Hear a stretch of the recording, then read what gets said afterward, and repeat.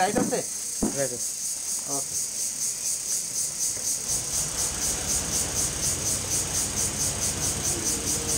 আরে বুকা তুই কেন মিউজিক মিউজিক দিতেছিস? চলে যাই বড়ি ওই যে ইট না হইতেছিল চলে যাবে। ও যাক এক মিনিট। না না ওই যাক। যে মিউজিক এই যে হ্যাঁ হ্যাঁ ভালো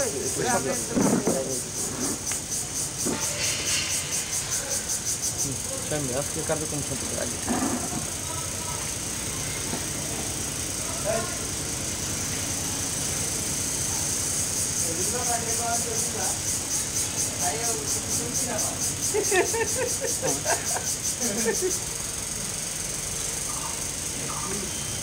তুমি রাইট আছো? হ্যাঁ রাইট।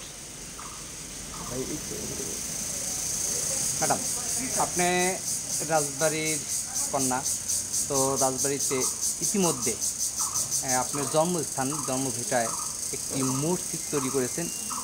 টাকার অঙ্কটা আমরা বলবো না, তবে দৃষ্টিনন্দর একটা মসজিদ নির্মাণ করেছেন। সে আসলে কেন করেছেন আর আপনার আসলে উদ্দেশ্যটা কি, ভালো লাগাটা কি? না কেন করেছি, উদ্দেশ্য কি, এটা যদি আপনি বললেন এটা কোন অর্থ থেকে যায় না। আমরা মুসলমান, আমি মনে করি তো আপনি মুসলমান। তা আমি ফিল্ম করে দেখে যে আমার যে ধর্ম এটাকে তো অবশ্যই প্রাধান্য দেই।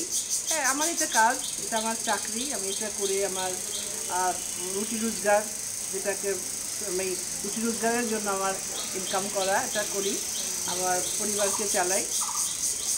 তো সেদিক থেকে বলেন আমি যাই না, ওই কথাতে যেতে চাই না।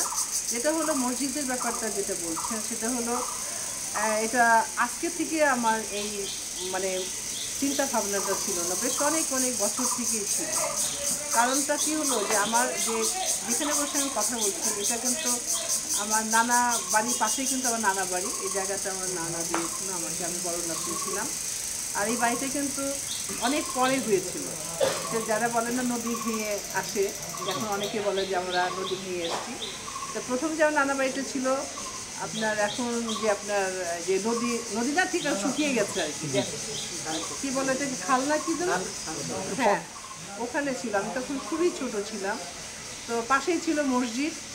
তা আমার মা যখন এখানে চলে আসলো, যখন আমার নানারা এখানে বাড়ি করলো, তখন খুবই আফসোস করতো মাঝে মাঝে, ইস আমাদের বাড়ির কাছে ছোটোবেলা থেকে দেখেছি মসজিদ, আজান শুনেছি, নামাজ পড়তে মানে সবাই পুরুষরা যেত, আমাদেরও মেয়েদের জন্য একটা ছোট জায়গা ছিল।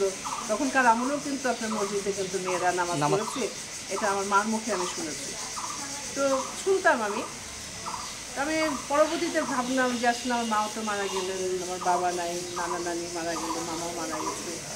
তো সবাই তো আমরা ঢাকা এখন বসবাস করি, আমার ভাই বোনের বাচ্চা কাচ্চা সবাই। তো ভাবলাম যে এত বড় একটা জায়গা পড়ে আছে, তা একটা কর্নার আমি মসজিদের জন্য যদি দেই তাহলে অসুবিধা কোথায়। তারপরেই